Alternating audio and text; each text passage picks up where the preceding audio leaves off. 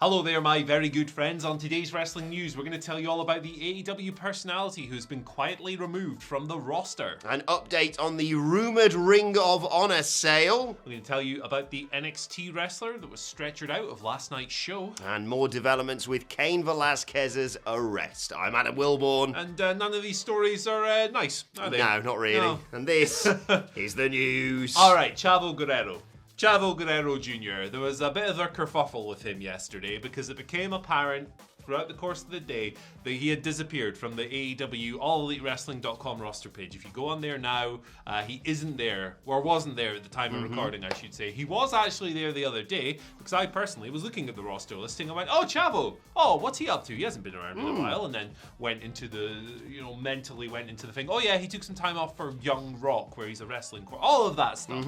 But yeah, Chavo removed from that roster page, and Chavo's been tweeting some stuff, my friend. You say AEW quietly removed him. He didn't go quietly. No, he certainly didn't. So Chavo, if you go on his Twitter just now and go to yesterday, you will see the following from him. It's somebody reporting on it, and he just quote tweets it and says, news to me, with a shrug emoji. But prior to that, in a tweet that he has since deleted, Chavo said the following. That's news to me. I guess having Tony Khan telling me to go and film Young Rock Season 2 and that my job will be waiting for me when I'm done didn't mean much. So he tweeted that. He deleted it. Something is occurring here, for sure. So, Chavo hasn't been around since September. He debuted for AEW, I think it was in June, as Andrade El Idolo's executive consultant.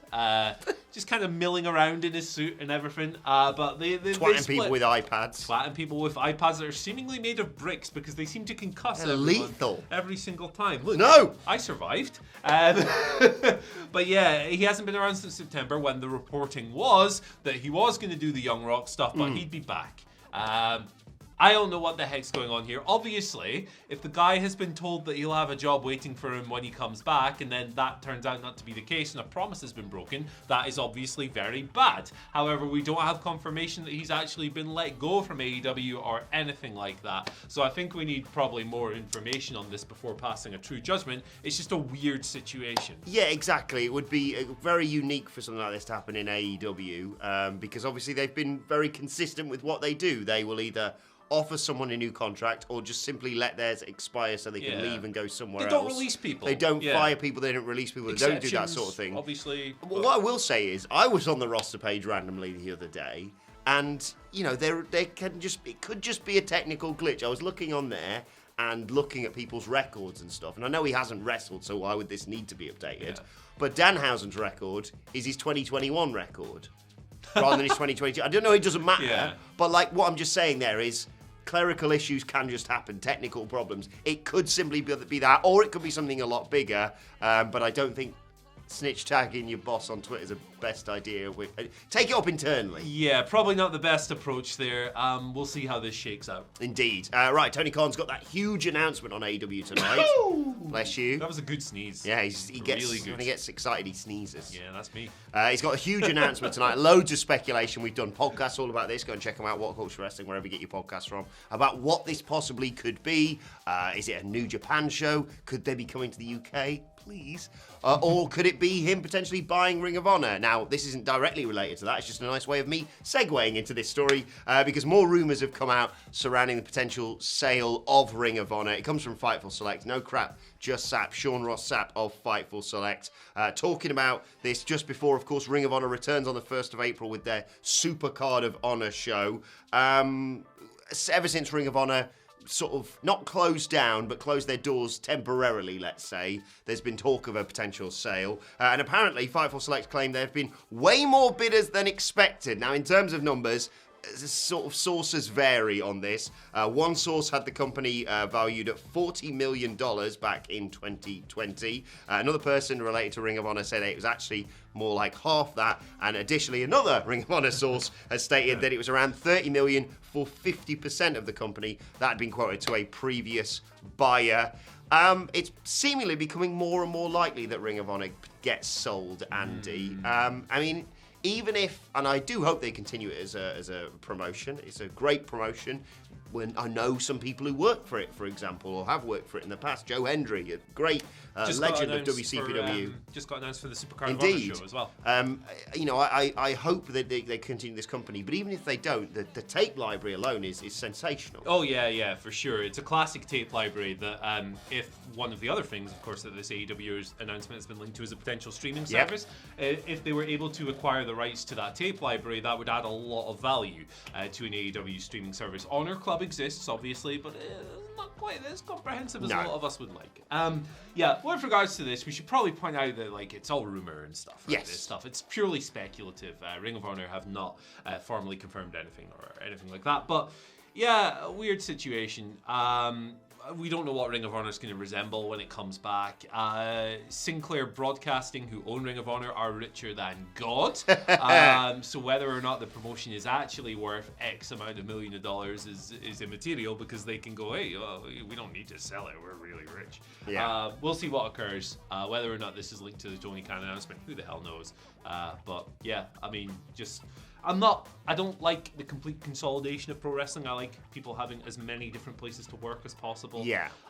So I don't know how a buyout would go or whatever, but yeah, we'll talk about it if it comes back. Indeed, we'll report on it as and when it comes, and of course, we'll be back tomorrow, one would assume, with Tony Khan's big announcement. Yes, we got some stories that can make me feel sad now, Andy. Yeah. Good. Yeah, Amari Miller. Oh. She was stretchered out of NXT last night, unfortunately. PW Insider coming through with the scoop here. It was during the commercial break after her match with Lash Legend, which she lost.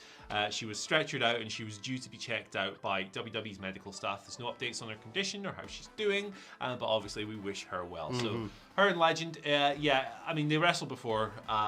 Their first singles match, I believe, was on 205 Live in December. They were then tag partners in the Dusty Classic this year. They lost last week. That was the genesis of this match. That's how it came together. Legend won in about, 3 or 4 minutes. Finished her off with a modified fireman's carry slam thing or whatever. There's no word on when any injury might have happened or what may have caused it, but that's the scoop with Amari Miller. Don't know anything more than that at this stage. All we can do is hope for the best. Indeed, yeah, wish her well in her recovery. Never nice to read about this sort of thing, especially after quite an enjoyable NXT, I thought. You had the Dirty Dogs in action. You had Tommaso Ciampa cosplaying as a Steiner. He looked weird in it that, was didn't he? surreal. I didn't know what to make of it. I'm just going to ask Michael Hamlet for his thoughts on it on the NXT 2.0 podcast, because he's the gear guy at WhatCulture. As I say that, I realise that is not quite drugs. the accusation. Yes. Yeah. And Carmelo Hayes versus Pete Dunne, great main event, and now Carmelo Hayes inexplicably is putting his North American Championship on the line in a ladder match over WrestleMania weekend. Not a smart move, Carmelo. But I love him. I love Trick Williams. So it's a shame that we're having to report on that. But yes, we wish Amari Miller well in her recovery. And just to continue the news that's incredibly awkward to report on, Cain Velasquez, we reported yesterday about his arrest. More details coming out about it. This from TMZ.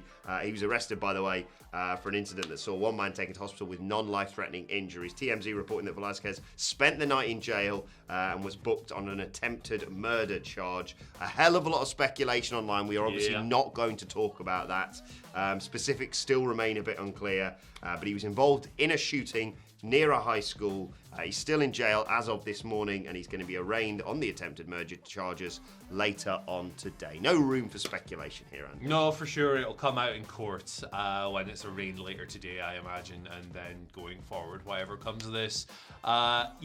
Scary situation, for sure. Indeed. Right, let's move on to your Twitter questions, because we're going to have some fun with them. At WhatCulture WWE, of course, we want to get in touch. This first question today comes from Big Mike. No, not Big that Mike? one on Twitter. That's good, because he's not a good dude No. by all accounts.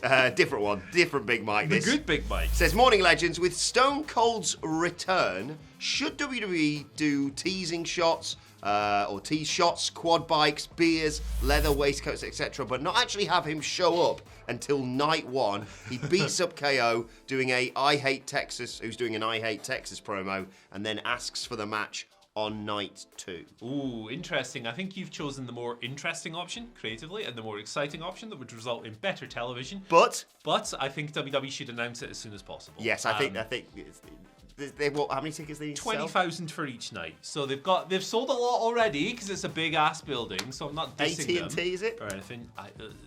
They've all got weird names like the Phone Booth Arena, the Cheese Stick Bowl, all of that. There's a Smoothie King Centre for some team. I don't know what team plays that. I'm sure someone will let me know in the comments. Staples Centre is now called like the Crypto NFT Bowl or some nonsense like that. But I think, looking at it from a business perspective, I think they would be wise to announce it sooner rather than later to try and drive ticket sales when they still have a lot left. Yeah, it's a great idea what Big Mike suggested there, but like you say, they need the reason why they put him on, as much as it's just great to see him wrestling at WrestleMania, is because they need to make those sales. And as much as we've talked before about how great it is sometimes when a company can heavily imply, sort of go, you can almost guarantee it's going to happen. Sometimes punters just need a name printed officially to know that they can go for it. Like we talk about it on here and as part of our job, but I guarantee if you ask the casual person, is Vince McMahon and Stone Cold Steve Austin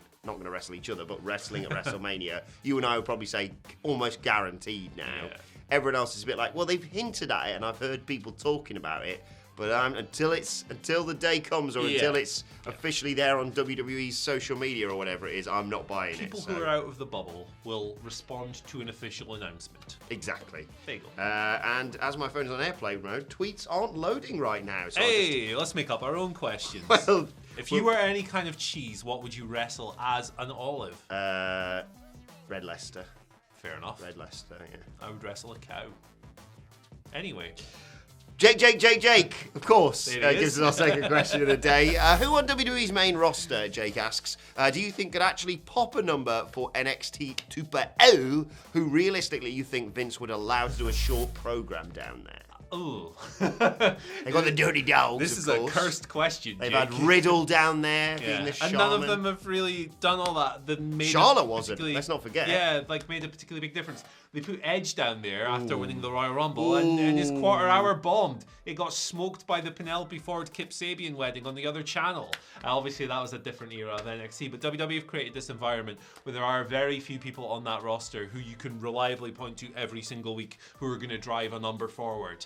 It's a very short list, and that's by their own design. That makes it very difficult to say that anyone outside Roman Reigns or Brock Lesnar is going to pop a number. And they're unrealistic. They're not going down to NXT to work with Andre Chase, are they? So, yeah, I don't have a good answer, unfortunately. There's just a lack of numerical evidence to confidently point towards someone for me. Yeah, exactly. I think you could see maybe, if they haven't really got any plans for him post-WrestleMania, Seth Rollins popping up for quite a brief program because he's so talented and he's got such history there, of course. Whether or not that would pop a rating is a very different question. Yeah. And I'll tell you what, Michael Hamflett had a great idea yesterday on our NXT preview podcast. Again, this might not necessarily pop a rating, but it actually could be a great story. So last night we had Gunther versus Solo Sikoa, and Hamflett suggested potentially this could build into a bigger program with Imperium versus Solo Sikoa and the Usos, which actually that's good. Would be that's good. I'd like to watch something like that. I don't think it's going to happen, but let us know your thoughts in the comments. Who you think would pop a rating and who you think, come on, they'd actually send, because like you say, Brock Lesnar going down there would be bucket loads of fun, him chucking around the smaller guys, but it ain't happening. No. I'd like it if they were like Brock Lesnar's first TV match in, I don't know, bloody ages on NXT 2.0 against Boa or someone. Crazy. Final question today comes from Biggest Joe, who says, you all right? I'm dying. The COVID's coming back. COVID's back. Hi guys, as Damian Priest has lost the US title, can you see WWE positioning him to win a world title after WrestleMania, or potentially next winning the Money in the Bank? I can see them doing something bigger than the US title with him next, for sure. I think the push recently has been a bit weird with the way the undefeated streak ended kind of unceremoniously. Why? And, he's got this wacky character that, you love it or hate it, do whatever you want with Hate it? Yeah, me too. I was trying to be diplomatic, but yes, it sucks. But he was fine. He was. Like, he was there, he was just a big badass dude, and then he was Big Bunny? What's his name? Bad Bunny. Bugs Bunny's mate.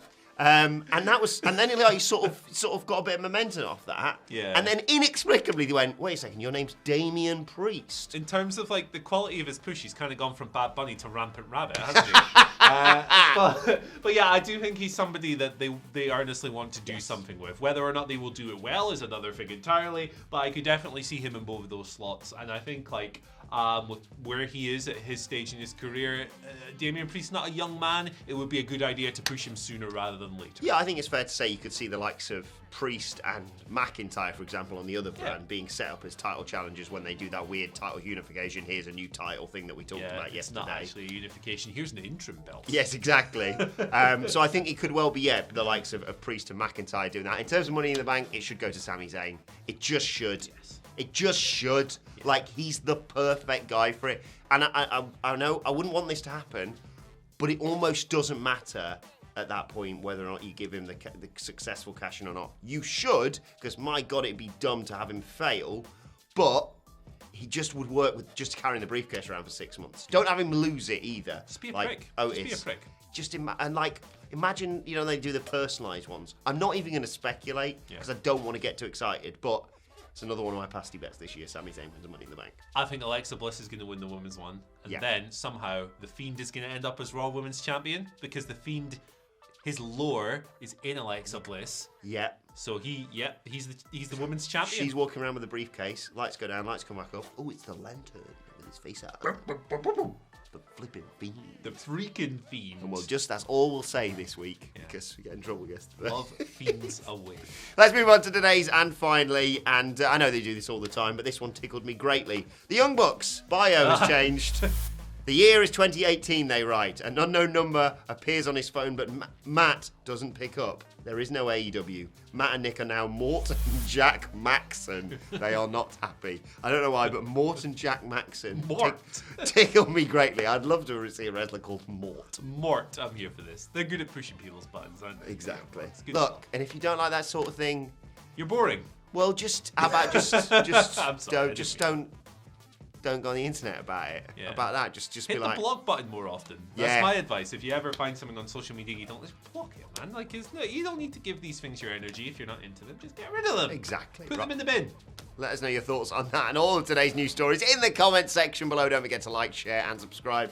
And subscribe to What Culture Wrestling on either iTunes, Spotify, or wherever you get your podcasts from for daily wrestling podcasts. Myself and the Dudley Boys sitting down to review NXT 2.0 and look ahead to AEW Dynamite a little bit later on today. Plus, you can let us know your thoughts and Twitter questions on Twitter at WhatCultureWWE. Whilst you're there, follow both of us. You can follow Andy Murray at Andy H. Murray. The H today stands for Hubba Bubba. Hey, long-term storytelling. We teased it for you yesterday. Yes. What will tomorrow's be? Let's be honest, that's why everyone watches the news. It's the only reason. You can follow me at Adam Wilborn. Follow us all at What Culture WWE. But for now, my thanks to Andy Murray. Thank you for joining us. And we'll see you soon. With the Fiend.